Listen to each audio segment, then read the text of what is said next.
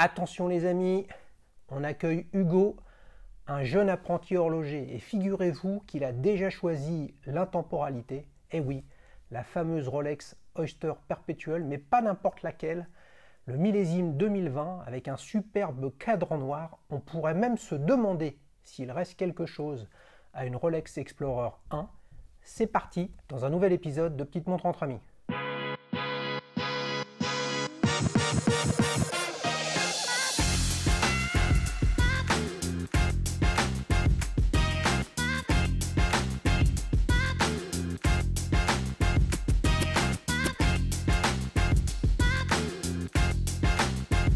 Hugo, ça va? Ouais, toi? Ouais, je suis ravi de t'accueillir. Bah, merci. Je suis très content les amis, toujours d'accueillir des jeunes apprentis horlogers.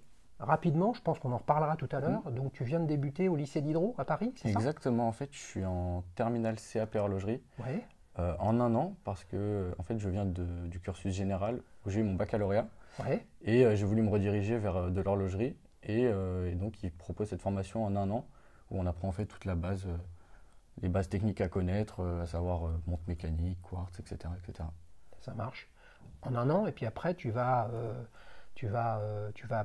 continuer sur un Sur cursus d'autres plus long. diplômes, Ouais, exactement, en fait, notamment au lycée Diderot, on a deux diplômes majeurs, à savoir le BMA, ouais, brevet des métiers d'art, en 2 ans. Donc là, ça sera vraiment pour tout ce qui est technique, complications, etc. Ou le DNMAD, diplôme national des métiers d'art et du design, qui lui sera plus orienté vers le design, la conception 3D, ordinateur, en 3 ans cette fois, donc plus large, avec un projet à rendre à la fin. Donc, les amis, ça chauffe. On donne le bonjour à Charles Adrien hein, qui était venu nous voir il y a quelques semaines avec sa Hermès Vintage et bien évidemment Antoine qui lui a fait une autre école, le WOSTEP à Fougères. école aussi, ouais. On s'est régalé. Salut les amis et j'espère vous revoir bientôt. Attends, là on a fait une intro qui a duré des heures quand même. On s'est régalé. Ce n'est que le début. Tu nous la montres cette Rolex? Écoute, C'est parti. Je te la passe. Vous avez vu les amis, ils vous regardent droit dans les yeux. Là, on va se raconter des choses intéressantes. La voici. La voici. Est-ce que je peux l'essayer? Tu peux essayer. Je peux l'essayer. Ok. Tiens. J'ai amené ma Speed, celle que je porte exclusivement ces dernières semaines. Très belle. Cadran noir, tu dis? Oui, cadran noir. On pourrait croire qu'il est un peu gris anthracite fumé. Il a des très beaux reflets. Absolument magnifiques. Et dis donc, tu as des poignets de poulet? Ouais. Tout petit poignet. Ah oui, non mais je vois là celle-ci aussi. Bon alors, elle vient de sortir, donc tu l'as eu récemment? Il y a une quinzaine de jours exactement, Ouais. chez un AD parisien que je peux citer. Ah ben bien sûr, hein. Sauf Écoute. si l'AD parisien n'est pas content. Hein, Je passe le bonjour volontiers à Rolex Harige, rue Pierre Charon, qui ont été très gentils et qui ont été très professionnels aussi. Et voilà. Super. Alors, comment ça s'est fait? Tu as vu le lancement, 1er septembre. Exactement, Voilà, les j'ai nouvelles montres. suivi. Et je me suis dit au début, première impression, je sais pas, ces nouveaux cadrans colorés. Moi j'étais parti à la base sur le modèle en 39 mm, donc l'ancienne, en cadran rhodium. Ouais. Et toutes les anciennes étaient en cadran soleillé. Et les nouvelles, c'était des cadrans hyper colorés et je savais pas trop. Et puis j'ai été appelé par un autre AD à Place Vendôme. Attends, tu as été appelé. Les amis, personne trouve de montre, mais Hugo, on l'appelle. Attends, tu as appelé ou ils t'ont appelé? J'y suis allé une première fois pour me renseigner au sujet de la 39 du coup.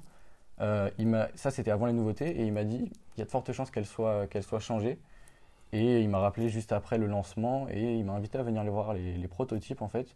Donc c'est dans une salle en bas du showroom en fait avec les nouvelles subs, les nouvelles Oyster.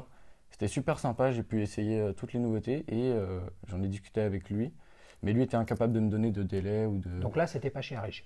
Non, c'était chez Place Vendôme. Ouais, ok. Ah, chez Rolex alors? Mais chez Rolex, il y a Dubaï et il y a Rolex. Et là, c'était chez Rolex et impossible d'en avoir une. Ils savaient pas quand est-ce qu'ils en recevaient, etc. Ouais. Bon, Attends, moi, mais avant ça, juste au départ, tu avais déjà en tête une Oyster Perpetuelle avant que les nouvelles sortent? Exactement. Ouais, c'est ça, ouais. Moi, je partais sur la 39 mm parce Ok, que... excuse-moi, les amis, je crois que j'ai rêvé. En fait, tu nous l'as déjà dit. Non, oui, mais j'ai pas de souci. Non, mais en fait, ouais, je trouvais ce modèle intemporel, pur, simple, épuré. C'est vraiment ce que je recherchais. Et bon, les nouveautés ont fait qu'elles ont évolué, mais j'ai mis quand même pas mal de temps à me décider sur quel modèle choisir et c'était vraiment le modèle que je rêvais le Ouais, plus. donc au final, tu pensais 39, les nouvelles sont sorties et tu es passé sur du 36. Parce que la 39 a disparu. Ils sont alignés en fait sur les tailles des Datejust, donc en 36 et 41. Ce qui selon moi n'est pas bonne nouvelle pour moi en tout cas, mais moi j'aimais bien le 39, c'était un modèle entre deux, c'était une bonne taille honnêtement. Ouais. Pour un Ça peu aurait tout pas été poignet. un peu gros pour toi? Le 39 ça allait, le 41 c'est trop gros. Mais là le 36 je le trouve encore plus élégant que le 39 parce D'accord. que les dimensions sont contenues Ouais. et c'est super joli Ouais. au poignet je Bien trouve. sûr, bien sûr. Et alors pourquoi ce cadran noir?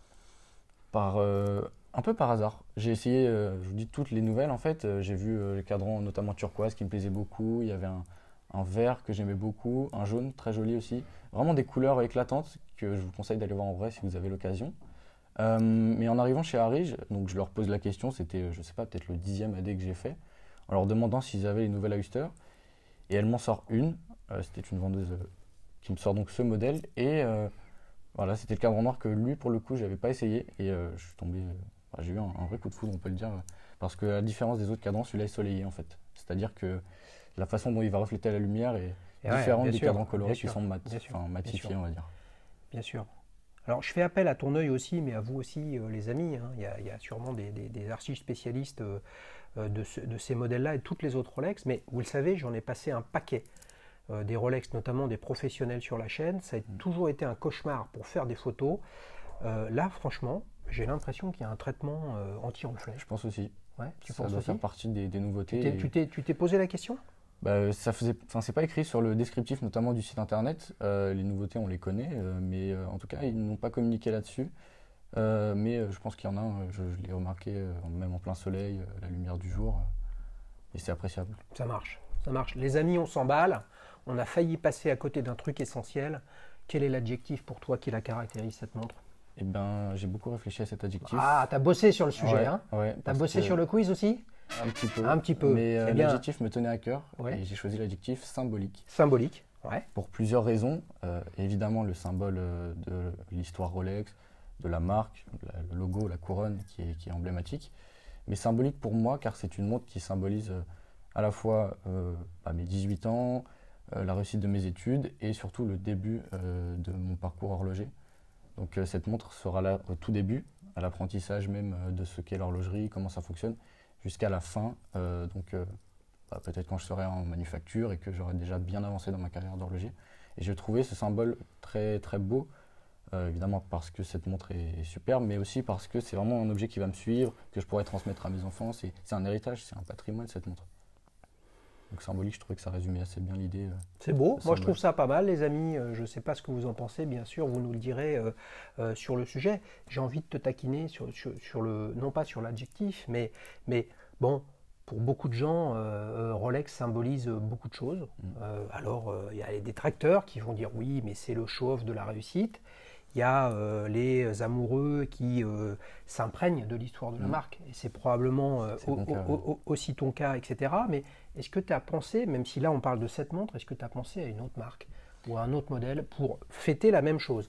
Tu es 18 ans, ça y est, tu as fini le cursus scolaire classique, tu démarres ce que tu comptes être ta vie professionnelle. Exactement. Tu as pensé à une autre marque? Tout à fait, c'est une bonne question en fait, évidemment, pour mes 18 ans et puis même pour voilà, le début de mon parcours horloger, j'ai fait un tri, vraiment une sélection sur, je sais pas, peut-être 2 ans, où je commençais à réfléchir sur plein de modèles, par budget, par style, plongeuse, chrono, et il y en avait d'autres bien sûr, il y avait la Speedmaster de chez Omega, le modèle notamment en 38 mm, plus adapté donc à mon poignet, qui était très joli, que j'ai essayé, et que j'ai failli acheter d'ailleurs. Donc la Speed Reduced? Alors c'est pas la Reduced, mais c'est c'est celle qui Ah. succède à la Reduced. En fait, c'est pareil, c'est le modèle en 38 mm, mais la Reduced, c'est exactement dans le même style, notamment que celle-ci, qu'une Speed originelle. Et là, la Speed en 38, elle y ressemble, mais elle est légèrement différente en fait, et elle est venue après la Reduced. N'est-ce pas la First Omega in Space? C'est pas celle-là? Si, je crois bien. Il me semble bien, les amis. Hein. Prochainement, on la verra sur la chaîne d'ailleurs, dans un Street Watch. Vous savez qu'il y a une grosse actu aussi avec la Speedmaster et le lancement du pilote d'un nouveau programme qui s'appelle Watch Out. Je vous en ai déjà parlé, les amis. Est-ce que ce sera lancé au moment où vous verrez cette vidéo? Je ne sais pas. Si c'est le cas, la vidéo va s'afficher en vignette sur YouTube et vous pourrez cliquer dessus. Moi j'aime beaucoup. J'aime beaucoup sa simplicité, etc. Et il y a quelque chose que je trouve intéressant, c'est comment dire, la couleur de ce satiné, de ce léger brossé, etc. Et qui est légèrement, alors est-ce que c'est la lumière ici, mais qui est légèrement beige, en tout cas qui a une teinte, on pourrait croire que c'est de l'or blanc. Oui. C'est pas très métallique, Oui, c'est oui. vraiment très sympa, avec un cadran où comme ça, là vous ne le voyez pas les amis, hein, mais comme ça, en tout cas avec mon axe de regard, il est plutôt marron foncé là. C'est vraiment une belle montre. Bah, ça fait partie du coup de foot, c'est-à-dire que au départ, je me dirigeais vraiment pas sur un cadran noir parce que je me disais que j'ai envie d'un peu d'exotisme et le noir est une couleur assez classique. J'avais déjà des montres cadran noir d'ailleurs, mais en fait en le voyant, c'est vrai que les reflets, la façon dont la lumière joue sur la colorimétrie du cadran, moi j'ai beaucoup aimé. Et c'est pas juste un cadran noir, c'est vraiment un nuancier de couleur en fait, tout simplement, en fonction de la lumière, que ce soit la lumière extérieure, artificielle. Ouais. Ça c'est le propre du cadran soleillé. Exactement. Les amis, vous êtes pleins à être venus sur la chaîne, hein, je pense aux invités. Dès qu'il y a un cadran soleillé, qu'on soit chez Rolex, chez Oris, chez Omega, dans d'autres marques, chez Seiko, toutes ces marques-là savent faire des cadrans. C'est le propre du soleillé, ça change de couleur un petit peu dans tous les sens. S'il y a un petit détail que tu aimes beaucoup dans cette montre, ce serait lequel? Alors il y en a deux majoritaires, mais je pense que c'est le bracelet Oyster, comme tu le disais, qui est entièrement brossé en fait. À l'inverse, par exemple, des Datejust bracelet Oyster qui, elles, ont le centre poli. Bien sûr. Chose qui, moi, me plaisait moins. Et là, le fait qu'il soit entièrement brossé, j'adore. Et moi, c'est ce fermoir avec la couronne qui est gravée et non pas apposée d'une autre pièce métallique. Là, elle est vraiment gravée dedans, le fermoir. Ouais. Et ça, c'est un détail qui me plaît beaucoup en fait. Ça, c'est sur cette gamme-là ou c'était C'est que sur les Oyster en fait, parce que tu remarqueras même sur les nouveaux bracelets jubilés, on a maintenant un fermoir Oyster, alors qu'avant c'était juste la couronne qui se voyait quasiment pas. Avec les nouveaux fermoirs, en fait, la couronne est par-dessus en fait. C'est une pièce métallique qui est par-dessus, alors que là, elle est vraiment gravée dedans. C'est un bas-relief en fait. Ça. Exactement. Voilà. Et c'est un détail qui me plaît beaucoup en fait. Très sympa.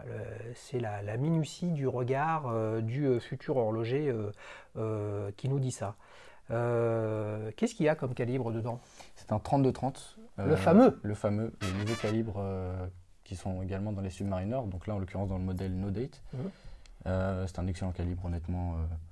On a le chronomètre superlatif, donc plus de moins 2 par jour, ça c'est juste un bonheur.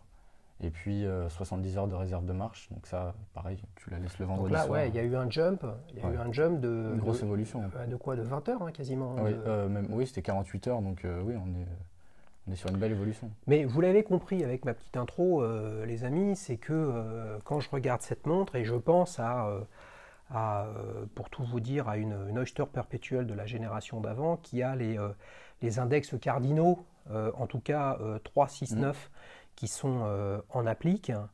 Quand je la vois, celle-là en 36 comme ça, avec un cadran noir, soleillé certes, avec le 32-30 dedans, qui équipe les nouvelles Submariner.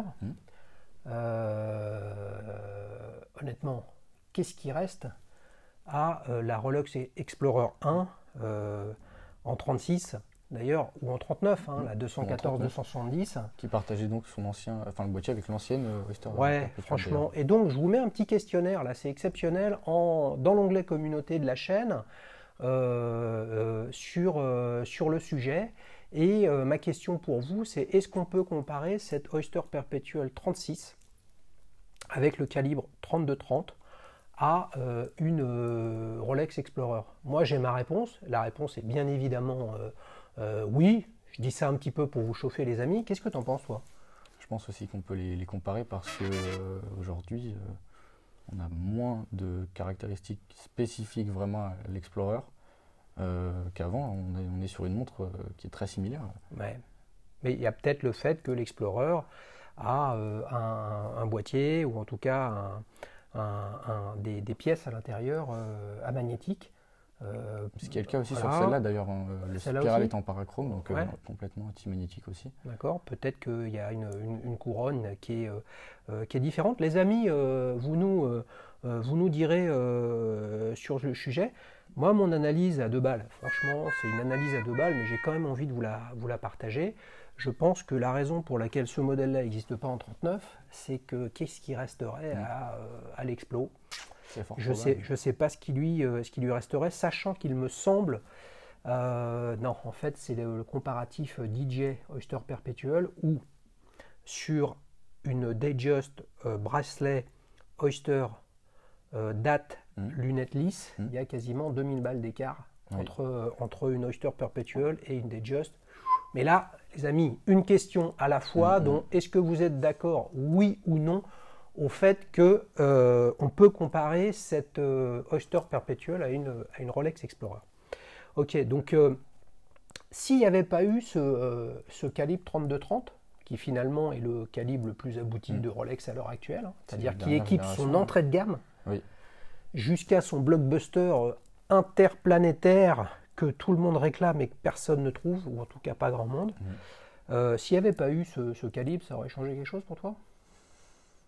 Bah oui, quand même, parce que c'est vrai que c'est des nouveautés qui sont quand même vachement appréciables. C'est ce que je disais, en fait, tu la poses le vendredi soir sur ta table de nuit, tu la retrouves le lundi matin et elle fonctionne encore. Ouais, mais si tu C'est as un un Winder, confort. tu la poses et tu as 48 heures, c'est pareil. Hein. C'est sûr, mais c'est un vrai confort et c'est pour moi quand même une caractéristique importante. Et puis ça montre aussi autre chose, c'est que Rolex, quel que soit le positionnement de la montre dans sa gamme, ne fait aucune concession sur la qualité de ses montres. Et ça, c'est pas le cas de tout le monde. Et ça, je trouve que c'est ce qui montre que c'est une marque qui porte de l'importance à chacun de ses modèles, peu importe le positionnement du prix. Je comprends, je comprends. Tu l'as ouverte? Non, pas encore. T'as peur? Pas tout de suite. On va peut-être attendre un petit peu. Je vous invite à faire de même parce que c'est des beaux objets, ça mérite d'être étudié. Et c'est vrai que l'horlogerie, ça s'apprend, c'est comme tout. Et il faut un certain nombre de connaissances et de savoir pour se permettre d'ouvrir et de commencer à régler, à toucher à ce calibre. Je vais vous dire, les amis, je suis vraiment déçu d'un truc. C'est que Hugo a des poignées de poulet et moralité, je ne peux pas l'essayer. Voilà. D'où le choix de la 36 du coup, Hein mais c'est assez problématique. Parce qu'on a eu une tendance à aller vers des montres de plus en plus grosses. Ouais. Je trouve que cette tendance revient plutôt à l'inverse. On redescend un petit peu et c'est pas pour me déplaire parce que des montres énormes, Bon, quand ouais, on mais regarde attends, l'histoire. regarde la nouvelle Submariner, que moi je trouve plutôt réussie. Hein. Je l'ai qualifiée de un pas en avant, un pas en arrière dans la vidéo où on avait la chance d'avoir Cédric qui avait acheté la toute dernière New Kermit, Starbucks, whatever, Cermit. Mais mine de rien, c'est la première fois en presque 70 ans que le Submariner ne fait pas 40 mm. Donc c'est quand même un sacré changement. Même si c'est un petit millimètre, on ne sait pas trop où il est, c'est un sacré changement d'annoncer une montre plus grosse. Donc c'est plutôt l'inverse qui est en train de se passer. Alors après, moi j'ai eu la chance de l'avoir essayé et je suis un peu comme toi, c'est-à-dire que je suis quand même très satisfait parce que, pareil, les nouveautés et parce que cette montre est vraiment superbe. Mais ouais, non, moi je suis pas pour cet agrandissement de cadran qui, selon moi, n'est pas dans la suite logique des choses. Enfin, quand on regarde l'histoire, quand on regarde les Submariners des années 60, enfin, c'était des montres en 39 qui étaient déjà pour l'époque assez grosses et cette taille était assez réservée pour les montres professionnelles. Et là, je vois que ça augmente et je suis pas trop d'accord avec ça. Ouais, mais je crois que le marché. C'est peut-être ce que le marché veut. Hein. Je crois que le marché, ce ne sont pas nous, les Français, ni les Européens. On est plutôt sur d'autres pays, d'autres logiques, d'autres rapports à ce que l'objet signifie lorsqu'on l'a au poignet. Hein. Souvenons-nous toujours que nous, on appelle ça montre et les Anglais appellent ça regarde. Si tu veux, regarde ce que j'ai au poignet, plus c'est gros, plus ça se voit, chacun méditera ce qu'il veut sur le sujet. Il y a un petit détail, un truc où tu te dis ça aurait pu être mieux, parce que là tu as l'air en total love avec ta montre.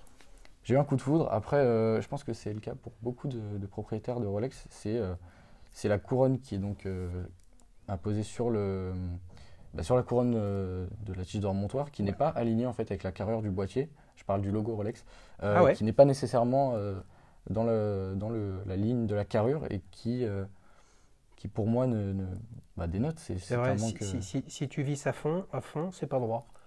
J'avais jamais remarqué ça, les amis. Dites-nous ce que vous en pensez.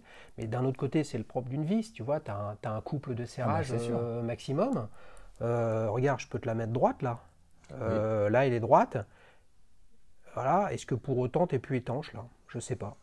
Quand En même, tout il cas, c'est faut- un truc que tu remarques. Oui, c'est un truc que j'ai remarqué, mais dès le début, ça, je m'y attendais, j'étais au courant de ça même avant d'acheter cette montre, et c'est le cas pour toutes les montres de chez Rolex, même donc sur une Daytona ou sur des modèles qui aujourd'hui sont introuvables et qui font l'histoire et la réputation de la marque.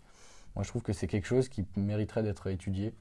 Après, bon, honnêtement, c'est un détail qui me chagrine, mais dans l'ensemble, c'est pas ce que je vais relever de gênant sur la montre, hein, mais c'est important de le souligner, je trouve. Bon, les amis, appelons les watts, hein, ou à Genève, vous avez compris qu'il allait falloir regarder ça de près, sinon quand il aura fini ses études, il va débarquer chez vous et puis il va s'attaquer au problème.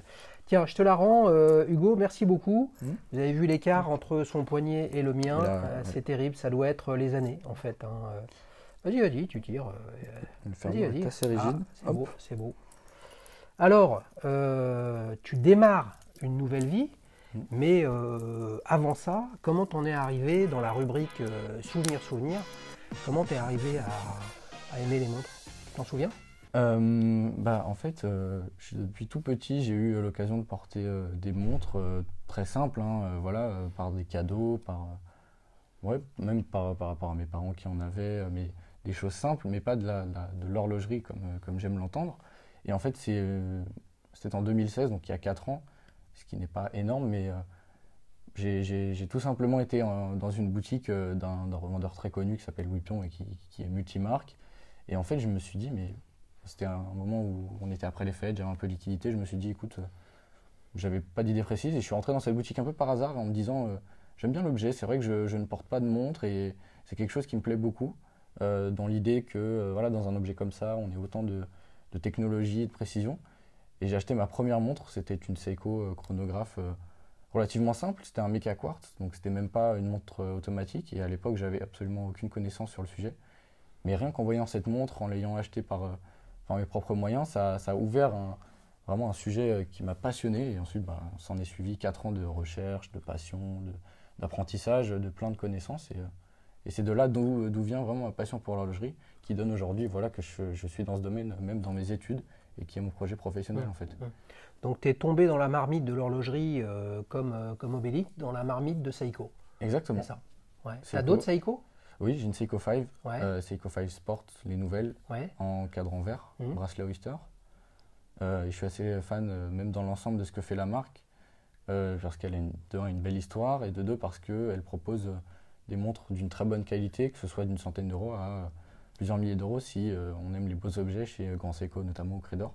Et c'est une marque qui est fascinante, je trouve. Même dans tout style, que ce soit plongeuse, que ce soit habillé, chrono. J'adore cette marque en fait, elle touche à tout et elle est assez brillante. Un grand fan de Seiko, c'est pas surprenant les amis, on a beaucoup sur la chaîne, bien évidemment, vous êtes les bienvenus avec vos Seiko, Grand Seiko récentes ou des vintage, hein, King Seiko, Grand Seiko, Seiko, et j'aimerais bien aussi un jour pouvoir passer une Credor parce que, bon, personnellement je trouve ça absolument abominable comme nom Credor, on a l'impression d'être sur le je sais pas quoi, les trucs de bijouterie. C'est vrai que ça a un nom qui sonne vraiment pas terrible. Waouh! Allez un jour dans une boutique Seiko voir 2-3 modèles Credor. Là, vous les touchez, vous les regardez. Waouh, c'est de la sacrée cam. Mais on est dans le classique.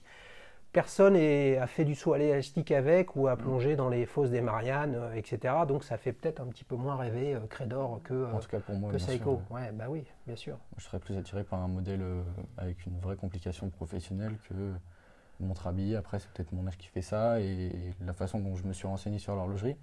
D'ailleurs, par la marque Rolex, hein, c'est ça qui m'a vraiment ouvert les yeux en me disant, mais en fait, c'est une histoire merveilleuse. Et c'est vrai que moi, je ne sais pas ce qu'il en est pour vous, mais moi, je suis plus attiré par des montres professionnelles qui ont vraiment des fonctions et un cahier des charges étudié pour un usage particulier qu'une montre habillée. Mais comment on va faire maintenant, Hugo là, il y a un premier quiz, à savoir, est-ce qu'on peut comparer? Donc, si on rajoute en plus les montres professionnelles, on ne va pas s'en sortir. Moi, je suis d'accord avec Hugo, les montres professionnelles, elles ont une part de rêve liée aux conquêtes humaines et à ce qui s'est passé avec. Et je pense par exemple il y a quelques marques absolument magnifiques qui ont pas connu ça et pour autant Oui, qui c'est sont superbes. Patek Philippe, Audemars Piguet, Cartier, qui est souvent décrié parce que ce serait pas vraiment un horloger. C'est fondamentalement et plus que jamais un horloger, sauf que c'était l'horloger des têtes couronnées, on va dire, et pas du commandant Cousteau, de Exactement. Bob Maloubier, de Neil Armstrong, et ainsi de suite. Et donc forcément, on rêve pas forcément, quand on est un jeune garçon à 10 ans, de se dire tiens, demain je vais être le roi de Macédoine ou de je ne sais quel pays. C'est clair. Donc là, on touche au rêve. On touche au rêve, bien sûr. Ouais. Mais là, tu as touché ton rêve avec, Oui. avec celle-là. Et là, Comment tu vas faire pour continuer à rêver? bah, Ça va être dur, hein. Je vais aller travailler et puis je vais voir même de par mon parcours, de ce que je vais apprendre, peut-être que mon regard va s'affiner sur certaines choses, puisque moi je suis dans aussi le technique, dans l'horlogerie pure et dure. Donc peut-être que ça va m'ouvrir sur d'autres montres, d'autres styles. Et je pense que c'est comme ça qu'on se bâtit une culture et des choix et qu'on en élimine d'autres en fait. Bien sûr. Alors, je serais très très étonné, j'en suis même sûr que c'est ce qui va t'arriver. Dans 10 ans, tu reviendras pour la saison combien 12 Allez. de petites montres Soyons entre amis. fous. Tu auras changé de. D'abord, tu auras probablement toujours ton Oyster Perpetuel.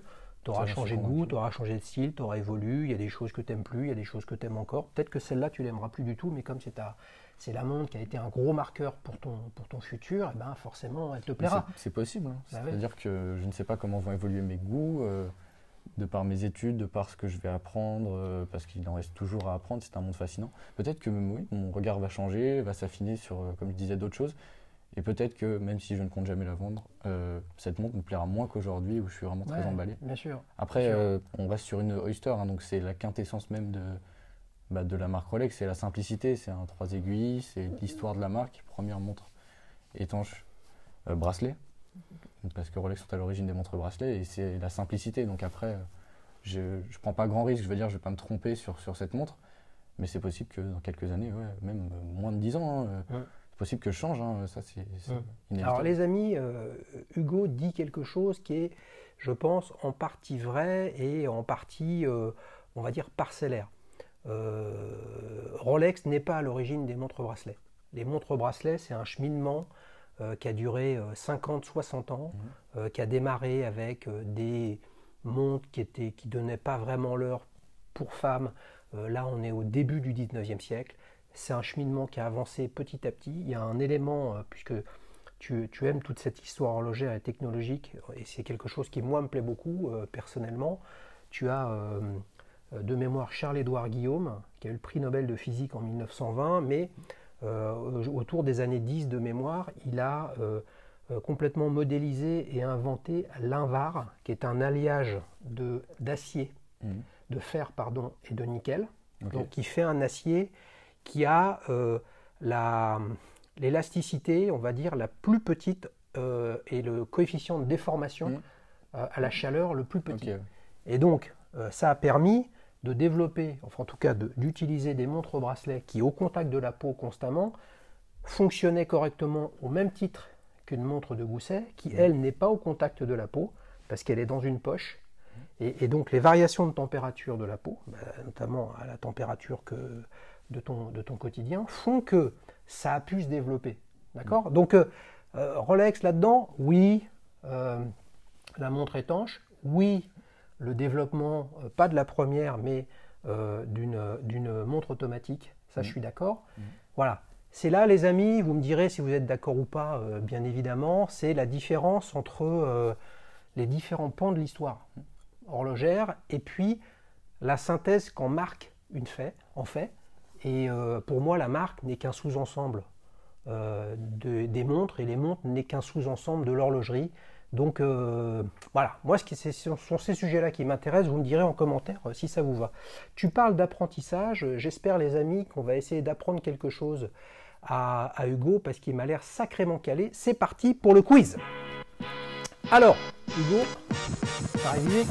Ouais, il a un petit peu révisé. Ça devient de plus en plus dur, les amis, de trouver des questions sur Rolex, parce que je sais pas, j'ai pas compté, mais il y en a au moins 10, etc. Beaucoup, oui. Voilà. Et maintenant, il y a 3 questions, hein, donc pas facile.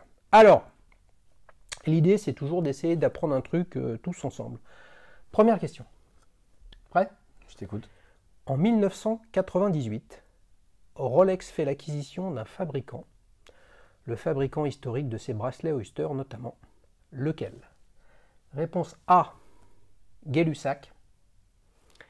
Réponse B, Gay Frères.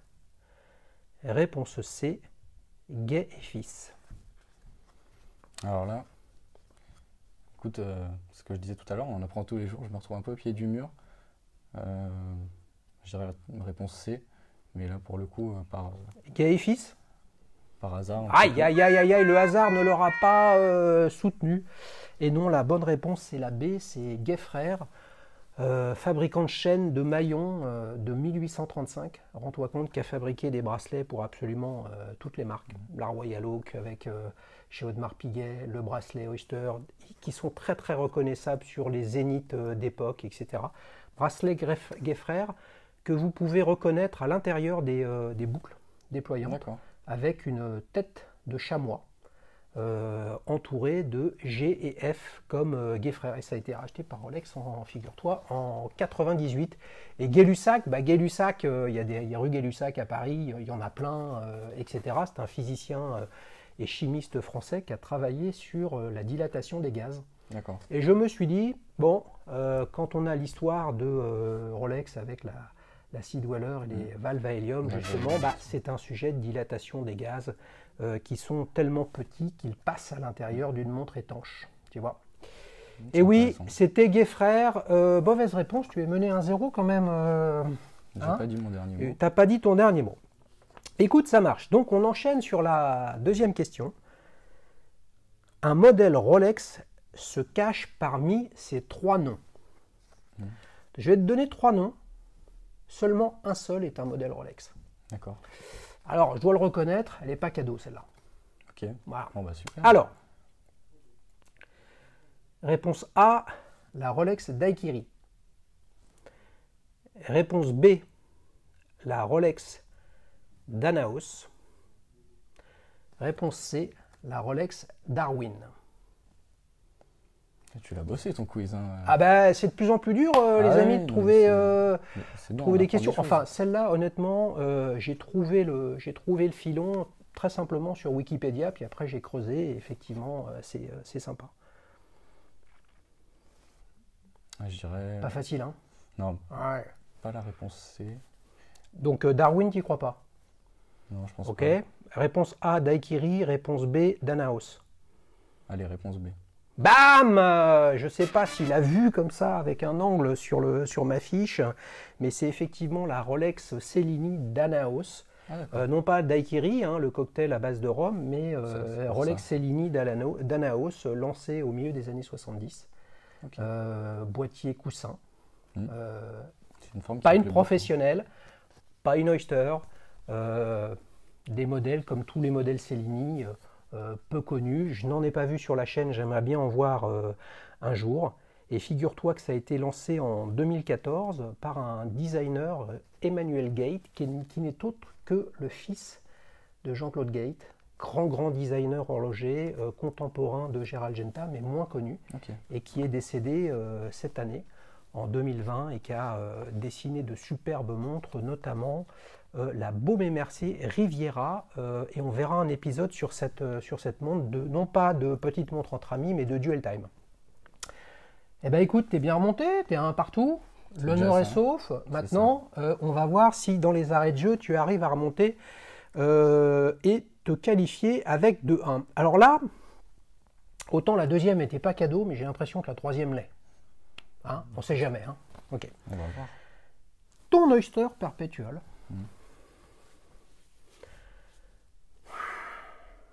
Partage avec la nouvelle Submariner 126-610. Réponse A, le même cadran noir. Réponse B, le même calibre. Réponse C, les mêmes aiguilles. C'est pas facile. Hein. Le même calibre, bien sûr. Mais oui! Alors ça, c'est le problème. Je crois que j'en ai déjà parlé de l'enregistrement comme ça en live, c'est-à-dire je prépare des questions et puis après on a une discussion spontanée et moralité, on aborde le sujet du calibre 32-30. C'est sûr. Et ouais, c'est le charme des épisodes. C'est que... oui. Rien n'est révisé. J'ai juste mes petites questions. Bon, bah c'est vrai, calibre 32-30, 32-35 avec la date Exactement. sur la Submariner et 72 heures de réserve de marche. C'est ça. Que reste-t-il à la Rolex Explorer 1? À vous de nous dire si on peut les comparer dans l'onglet communauté. Moi je dis bravo hein, à Hugo, belle victoire 2-1. Ça n'a pas été facile. Hein. Première question, c'est bien. Ah ouais, deuxième, tu es allé au hasard? Non. Le premier nom du totem me disait quelque chose vaguement. Darwin, j'y croyais pas. Et tu t'es dit Danaos, ouais, mais tu l'as fait par déduction. Oui, bon, par voilà. déduction après. Et bah creuse la Cellini, il y a des choses intéressantes et c'est voilà, ça fait partie du patrimoine Rolex, mais c'est beaucoup moins regardé par les Rolex fans. C'est clair. Bisous bisous les amis, je vous embrasse fort. On passe à la nouvelle séquence recto verso. Alors là, j'imagine que tu vas nous parler d'horlogerie. Hein, c'est ça, c'est ta grosse passion, ça? C'est ça, c'est une passion que je partage avec l'automobile aussi, mais surtout l'horlogerie et plus particulièrement mes études, tout simplement, en fait. Donc là, on est, je ne sais pas quand sera diffusé cet épisode, hein, mais on est début octobre. Oui. Donc tu viens de faire ta rentrée. Ça fait un mois. Un mois que j'ai commencé. Comment ça se passe alors? Étant passionné de base, je me suis renseigné sur ce qui se faisait comme formation sur Paris. Et pour ceux qui veulent se lancer tout comme moi, il n'y en a pas beaucoup. Et il y a surtout le lycée Diderot, qui est un lycée polyvalent, mais qui a une partie entièrement dédiée à l'horlogerie. Et qui, bon, maintenant que j'y suis, je peux vous le dire, est vraiment, vraiment bien. Parce qu'on a des bons profs qui sont d'anciens horlogers pour des grands groupes, qui ont vraiment une bonne pédagogie. Et pour quelqu'un comme moi qui était à l'origine passionné, mais qui n'avait pas ni d'expérience, ni de connaissances dans ce qu'on a, enfin, vraiment dans le technique, quoi, donc mouvement, etc., et ils ont une très bonne façon de l'introduire et de nous enseigner. Comment ça démarre? C'est tout de suite très pratique, il y a de la Exactement. théorie, comment ça se passe? En fait, on a beaucoup de cours en atelier, donc avec notre établi, nos outils, et ils nous donnent des grands dossiers d'une quinzaine, trentaine de pages avec des schémas, des explications, ce qu'on appelle la terminologie aussi, donc le nom des pièces, et on met les mains dedans tout de suite. Mais moi je trouve ça très formateur, c'est ce que j'ai relevé notamment dans ma lettre de motivation, c'est que pour moi c'est le seul moyen de se forger une réelle expérience en fait, que de mettre les mains dedans tout de suite en fait. Ouais. Enfin, d'allier en fait théorie et pratique, c'est primordial. Ouais. Donc là tu vas faire un premier cursus d'1 an. Exactement. D'accord, ce que tu nous as expliqué tout à l'heure. Le CAP, tout à fait. Voilà, CAP, tu dois faire un stage de fin de CAP? Tout à fait, j'ai un stage de mars à avril, 6 semaines, un mois et demi, dans une entreprise. Voilà, pour mettre les mains dedans, commencer à travailler vraiment avec un horloger. Donc ça peut être changer une pile, régler un mouvement, déterminer la cause d'une panne éventuelle, donc faire des tests aussi, faire des tests d'étanchéité, plein de choses, plein de choses. Tu nous as parlé du cursus qu'il y a plus tard, où on peut aller dans le design, on peut aller sur de la fabrication, il y a de la restauration, etc. De l'usinage aussi. Ouais, de l'usinage, bien sûr, bien sûr. Antoine nous en avait parlé, les fameuses machines Chaublin et tout ça, là, pour travailler les pièces, les couper, faire les vis, etc. C'est ce qu'on fait actuellement d'ailleurs. Est-ce que même si c'est très tôt, hein, mais bon, on a la chance de t'avoir, est-ce que tu te dis, tiens, c'est plus cette partie-là, ou c'est trop tôt aujourd'hui Pour l'instant, je me laisse le choix, honnêtement. Franchement, j'ai pas d'idée précise encore. Enfin, je me vois travailler je pense, en manufacture. Ouais. Une idée que je me suis forgée et qui me plaît toujours, ça serait, dans un premier temps, de travailler en tant qu'horloger, et pourquoi pas ensuite grimper les échelons vers chef d'atelier. Mais vraiment dans le technique, assemblage du mouvement, on le reçoit en pièces détachées, on l'assemble, on le met dans la carrure, en fait on assemble la montre en tant qu'horloger, et pourquoi pas dans une seconde partie de ma carrière de passer de l'assemblage à peut-être la réalisation, la conception, l'ingénierie, où là je trouverai des solutions techniques, vraiment apprendre à conceptionner un mouvement, ce qui est plus compliqué, et il faut des bases techniques pour pouvoir se permettre de réfléchir à comment créer un mouvement, parce que quand on voit déjà un simple mouvement 3 aiguilles, c'est déjà très compliqué. Donc pourquoi pas commencer en tant qu'horloger et ensuite passer à la conception, l'ingénierie. Et il y a un autre domaine qui me plaît beaucoup aussi, c'est la montre de collection, tout simplement, notamment chez Rolex. On passe le bonjour à Olivine. Ça me passionne aussi. C'est vrai que moi qui suis attaché à l'histoire, c'est des histoires incroyables. c'est une transmission de patrimoine et ça me plaît beaucoup aussi. Mais ça, peut-être plus tard ou en Ouais. parallèle. Mais ce dont tu parles, quand tu parles de patrimoine, là tu parles de préservation des choses, ou tu parles d'investissement et de valeur, comme le fait Olivine Prestige. Bah, Olivine, il fait un peu des deux, mais on se rend compte que c'est quand même une transmission de patrimoine, d'histoire. Moi, c'est pas dans la spéculation ou dans la valeur marchande des choses, bien qu'elle soit là. Elle existe, bien sûr. Elle est là, mais moi, c'est vraiment l'histoire, le patrimoine, le fait d'avoir une montre avec toutes ses pièces d'origine, ses papiers, la traçabilité du produit, comme un tableau, par exemple, en art, savoir d'où il vient. Moi, c'est quelque chose qui me parle beaucoup, en fait. Au-delà de l'objet, c'est vraiment l'attachement du patrimoine et de l'histoire. C'est clair. Vous avez vu la maturité, les amis, hein. Quand on se dit que l'horlogerie c'est has-been, c'est un truc de vieux, c'est un truc de cinquantenaire et plus comme moi, bah, pas du tout, hein. On a Hugo qui a moins de 20 ans et qui est très solide dans sa tête sur le sujet. Et au moins on est sûr que avec une vieille speed comme ça qui a 50 ans, avec des gens comme toi, il y aura toujours quelqu'un pour s'en occuper. Ah, c'est sûr. Mais moi, c'est vrai que les gens me font la remarque, je ne sais pas ce qu'il en est pour mes amis horlogers, mais moi, en tout cas, quand je dis, voilà, je fais des études d'horlogerie, c'est quelque chose qui me passionne, les gens sont toujours très contents, mais étonnés dans le sens où ils n'ont pas l'habitude d'entendre ça. Bah, bien sûr.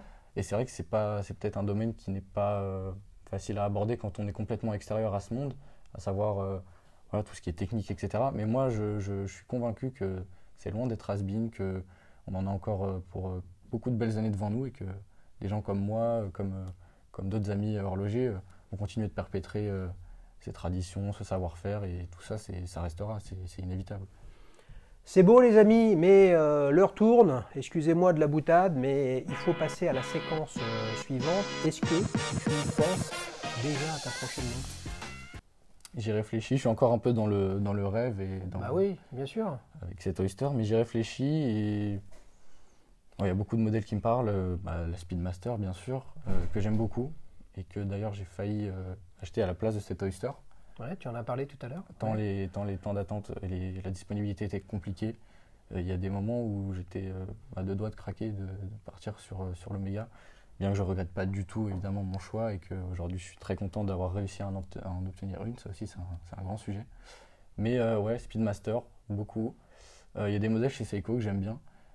Plusieurs. J'ai essayé une Grand Seiko. On a un invité qui est venu, c'est une héritage GMT Hein. que je trouve sublime. Il y a un modèle en acier, un modèle en titane. Et Grand Seiko sont des génies du travail. Oui, c'est dans un battle avec un Exactement, collectionneur, bien sûr. exactement, Ouais, avec ouais. la Black Bay Rhodes aussi. Salut, salut Hugues. Je lui passe le bonjour, c'était ouais. un très très bel épisode, j'ai adoré. Mais même les trois montres qui ont été présentées, Très sympa. et notamment la Grand Seiko que moi j'ai essayé, que je trouve vraiment sublime, ça c'est un modèle qui m'attire énormément. On est sur un budget encore supérieur à l'Oyster, donc il faut que d'abord je pense à travailler, etc. Ouais.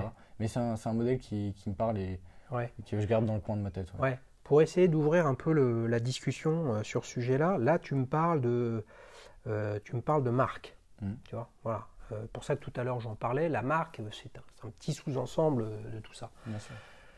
Si j'étais, ce qui n'est pas le cas, d'accord? Si j'étais dans ta tête, est-ce que le sujet de tiens, je débute des écoles, des études d'horlogerie, il y a une montre vintage qui m'a toujours plu, je vais en trouver une, peu importe son état, et même potentiellement complètement déglinguée, et je vais la refaire, je vais la faire renaître pour lui redonner son lustre d'antan, sa beauté et ses fonctionnalités. Tu vois, c'est une autre façon de voir sa prochaine montre. Ça. Qu'est-ce que tu en penses de ça? Bah, là, je dirais que dans un premier temps, et notamment dans mes études, on apprend aussi tout ce qui est pendulerie. Donc on s'ouvre à d'autres perspectives horlogères, pas uniquement la montre. C'est vrai que pour les montres, ça fait on va dire 4 ans que je m'intéresse à l'horlogerie et plus particulièrement aux montres, donc j'ai pas encore, pas le temps, mais je veux dire les connaissances pour tout ce qui est vintage, ancien, etc. Mais c'est une partie de l'horlogerie que je vais aborder et dont je vais étudier beaucoup parce que ça me passionne. Mais là, je dirais qu'actuellement, je me verrais plus retaper une vieille pendule, par exemple, pendule de Paris, un carillon, ce genre de choses. Qu'une montre, mais c'est vrai que c'est ce que je te disais par rapport à Olivine, dans le cadre d'un parcours initiatique. Oui, c'est ça. Ouais. Mais même aujourd'hui, mon positionnement sur les montres de collection, je dirais que c'est quand même vraiment un marché très particulier d'initiés. Et avant de prétendre pouvoir en restaurer une, il faut déjà Ouais, être mais bien calé. oui, alors je te propose aussi de regarder la montre ancienne et de collection, pas forcément comme une montre de prestige. Oui, oui. Je pense que tu peux trouver très facilement une vieille Lip Général de Gaulle complètement déglinguée, une Lip Himalaya d'époque, où il faut tout démonter, tout mettre dans le bain, tout nettoyer, tout remonter, lubrifier, vérifier, probablement changer les pièces. Et on ne parle pas d'un gros budget. C'est sûr, non mais après pourquoi pas. C'est vrai que pour l'instant je m'y suis pas interrogé et j'étais plus voilà, dans les montres récentes entre guillemets, plus adaptées peut-être à ma génération aussi, parce que je suis très jeune dans ce milieu, mais c'est un sujet qui me plaît beaucoup et que je compte étudier. Et pourquoi pas, ouais, restaurer une Lip. Est-ce que tu as des bouquins à lire dans ton parcours? Non, on n'a pas de livre, Pas de mais livre. en fait, en soi, nos cours, c'est vraiment des gros dossiers. On a une partie un peu histoire pour introduire, après on a une partie technique, on a ce qu'on appelle... Tu as une référence ouais. d'un bouquin ou d'un truc à lire qu'on peut partager avec les amis abonnés là ou pas? Si tu l'as plutôt- pas en moi, tête, je tu serais mettras en plutôt, commentaire. moi, je serais plutôt sur le support vidéo notamment. Je peux vous parler des reportages YouTube. Je vous conseille Naissance d'une montre, qui est un reportage avec Philippe Dufour, avec Gorbel Forcé et un professeur d'horlogerie.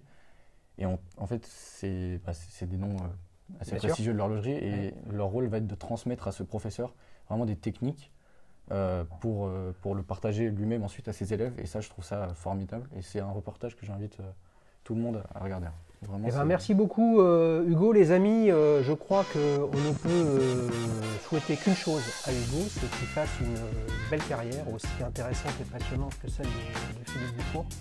Il va falloir bosser, hein. Il va Je vais falloir m'en donner les moyens, s'arracher. je suis motivé. Et voilà, c'est ça les amis, ce qu'on aime. C'est l'avenir. Et, il va bosser, il va s'en donner les moyens. C'est comme ça qu'on avance.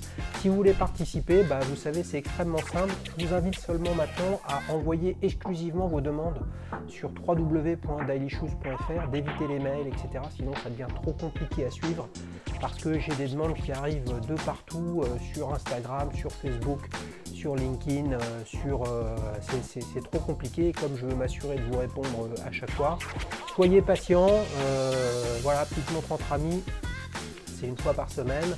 Donc, et ça prend pas mal de temps à produire, donc soyez patients. Les amis, merci beaucoup. Hugo, merci, à bientôt. Merci à toi. Ciao, merci à vous. ciao, bye bye.